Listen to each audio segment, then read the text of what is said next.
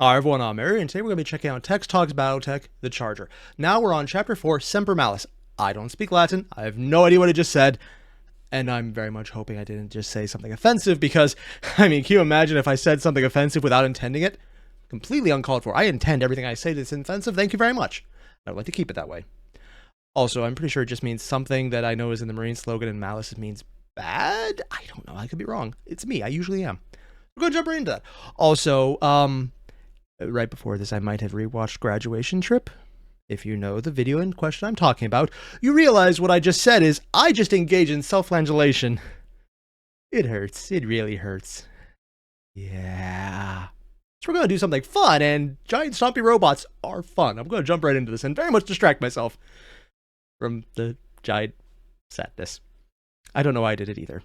So yeah, you guys know the deal. There's a link below to the original video. Hit it up. And if you like this, don't forget to leave a like, subscribe, and let me know whenever the next video from Text comes out. I heard it might be that it's something else. Maybe, I was going to say Charger, but I just realized we're watching the Charger now. Haha, memory I have. Yes, nice, good. It works sometimes, never. Let's get started. Chapter 4, Semper Malice. I feel I should know that silhouette, but I'm actually pulling a blank on it. Nearly every mainstream published opinion on the simple but awkward monstrosity describes it as nothing short of a total failure. Yeah. As to why, opinions differ. Some will say it's a failure in military doctrine and that heavy recon has always been a crapshoot. Some will say it's a failure in design. Some will say it's a failure in concept, or even, as I suggested, sobriety.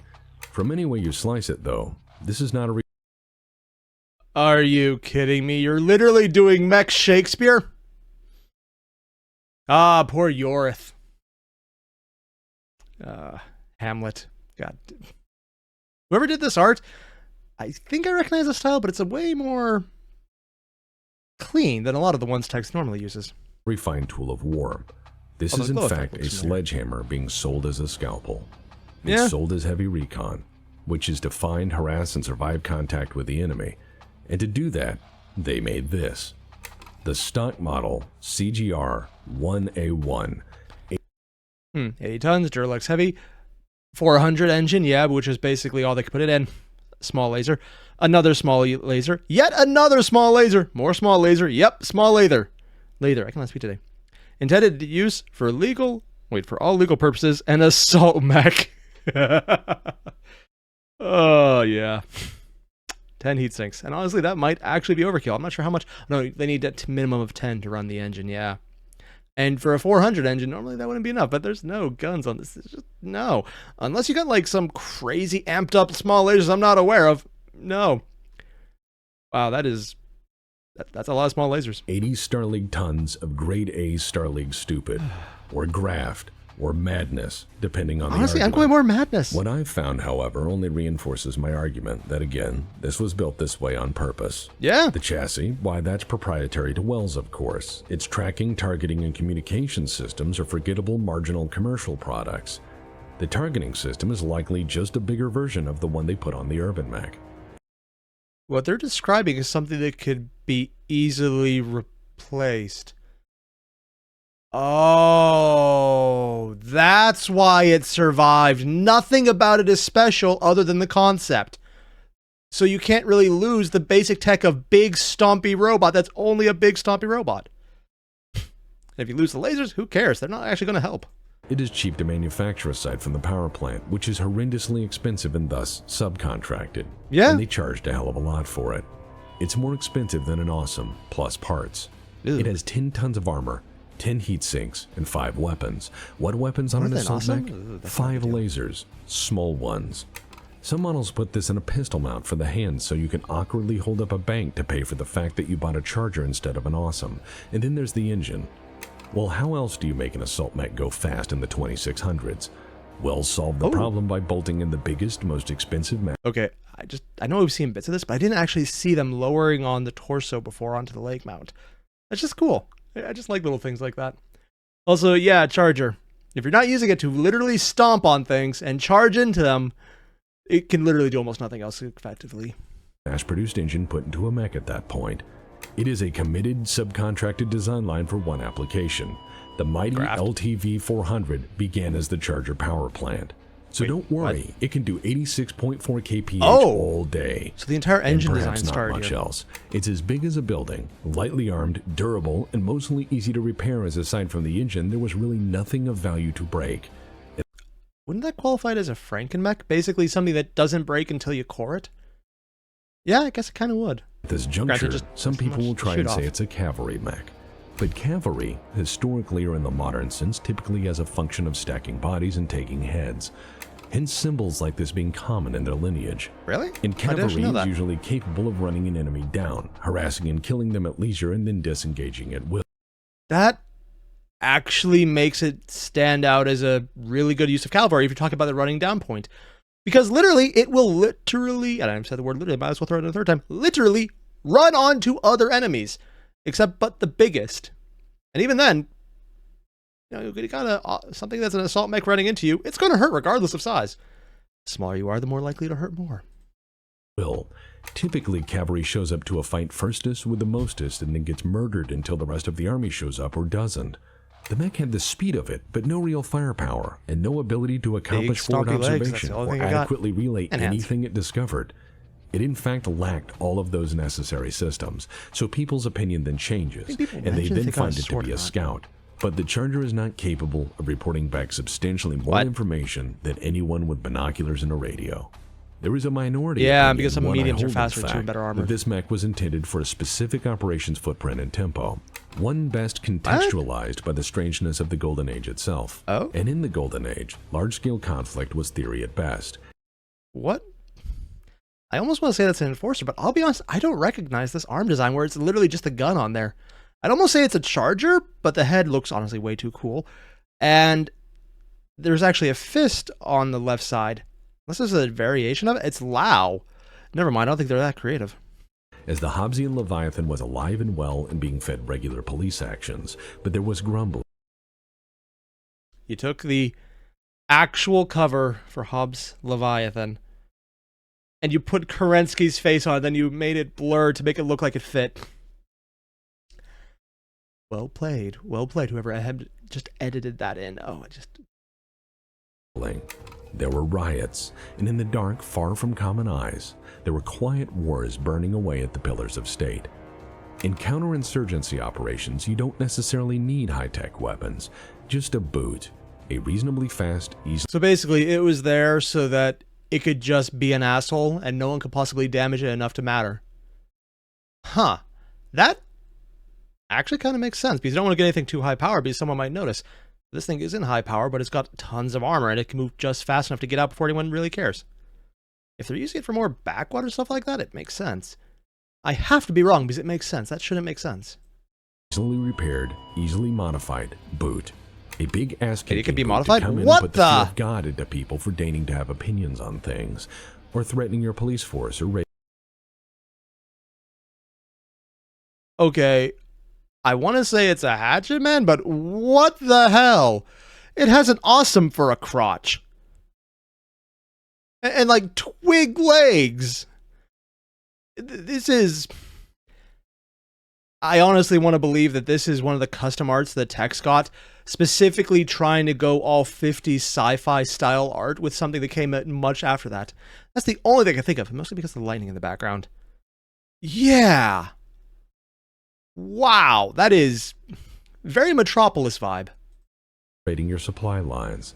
In relative peacetime, one of the single most attractive margins in the military-industrial complex is trainer/light attack/counterinsurgency platform. Yeah. It's a checkbox in the military portfolio for the everything else aspect of war that strategic war planners don't like to think about, or plan for, or acknowledge, or learn from. Oh, that actually makes sense. Is that actually a Charger they were looking at too? No. Too big of a gun. Also might be useful, so it can't definitely be a Charger there.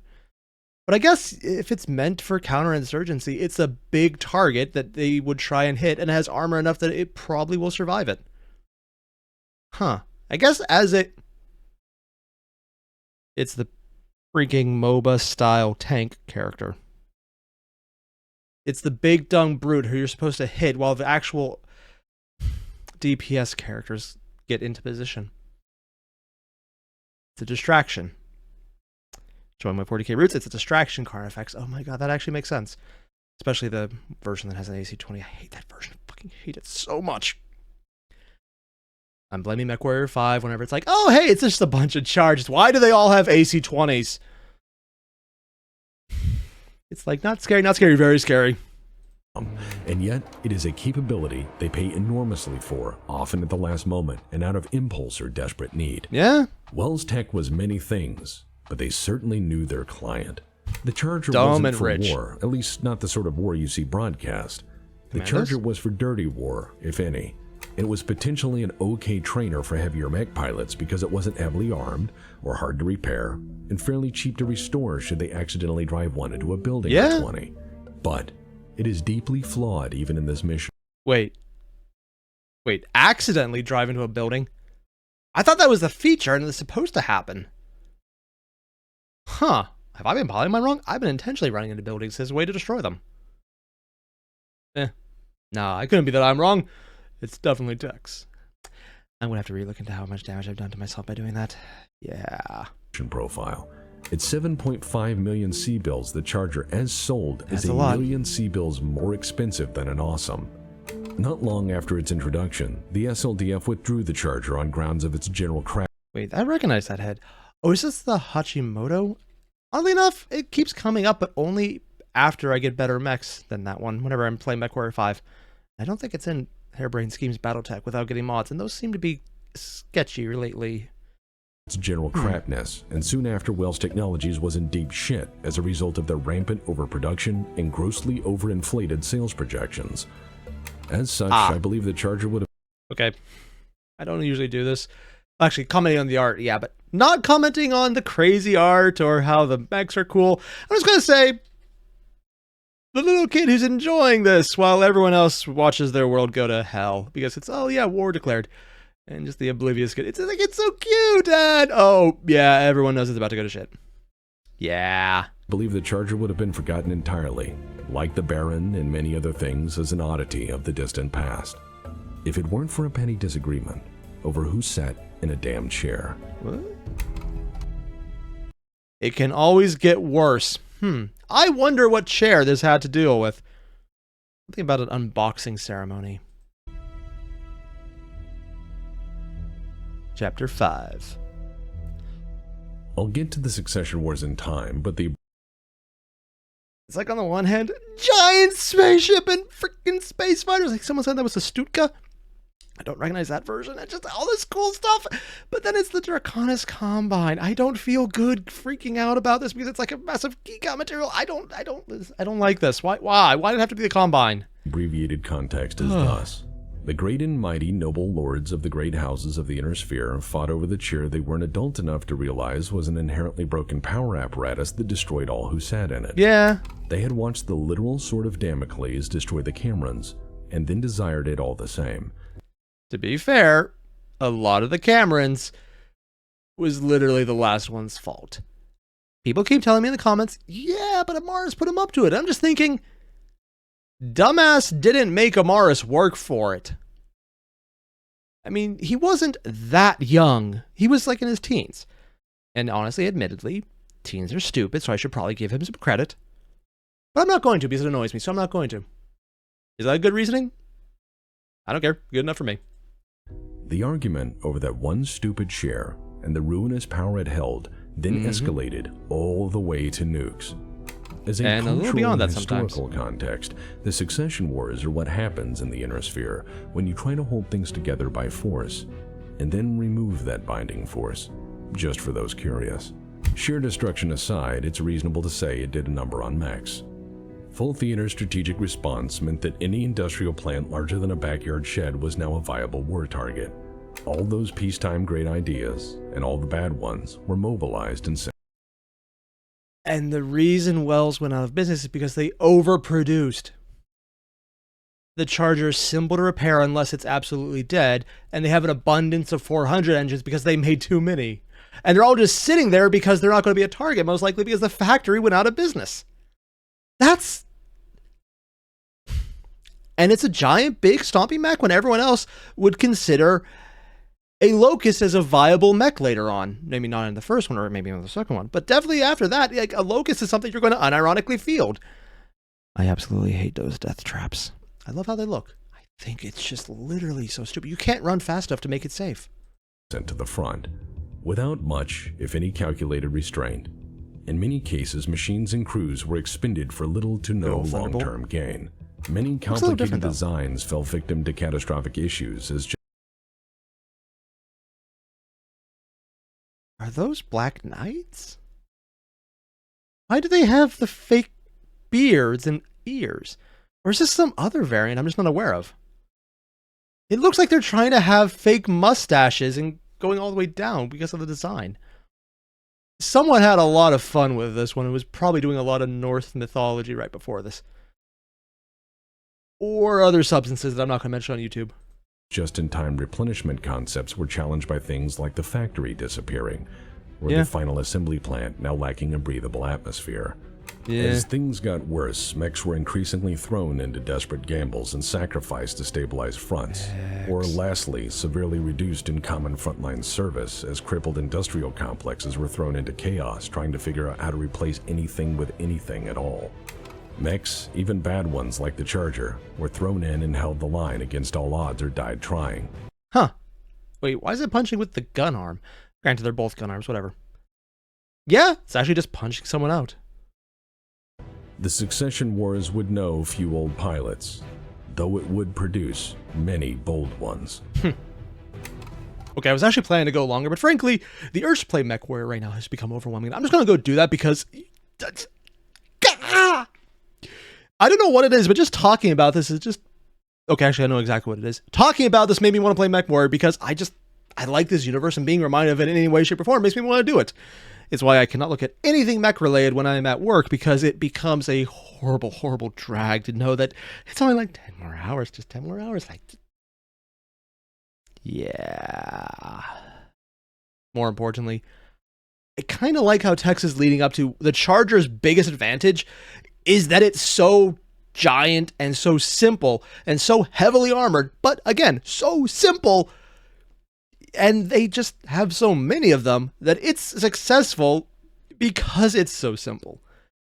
It's like taking everything he said about what made the Warhammer great, it was good enough, and just taking it down a peg from good to you're not really going to get below this bar levels of decent.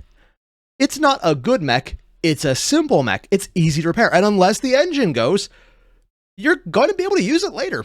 Get rid of someone's cockpit? Well, the engine's still good. We got a free mech! Yeah, I guess it makes a lot of sense. If the succession wars weren't a thing, and if all other mechs weren't being ground into the dust, this would be absolutely laughed at. And it probably still is now. And way far in the future it wouldn't be. But where most people play this game, it kind of makes sense because while it's still not as cheap as an Awesome, and honestly, the fact that the Awesome is cheaper is insane because, like, just take an Awesome. It's just great. For something that you just want to repair cheaply, and you don't want the pilot to die, because for some reason it's a good pilot, you're just training them. It's big, it's armored, and it moves reasonably fast. And it could probably stomp on anything smaller. Yeah, as long as it's not going up against something of its weight class, it's probably pretty good. Unless you get a bunch of, you put a bunch of AC-20s in them, and it's like, boom, motherfucker. Why does Mech Warrior 5 really like to give Chargers AC-20s and then just give you tons of AC-20s in the face? Yeah, I'm not bitter about that at all. And yet somehow I'm jonesy to play it again. Yeah. Basically what I'm saying is, I got my fix of mech and also distraction from graduation trip. And again, I'm not going to give a link to that because I'd have to look it up, and at that point I might hear a bit of it, and then I would just start crying like a baby. And I'd rather avoid that right now, because I just got past that. So if you haven't, there's a link below to the original video. Hit it up, and when you're done, I'll probably be right back with another one, because I like this. I just wanted an excuse to watch more. Thanks. I'll see you guys in the next one. Adios.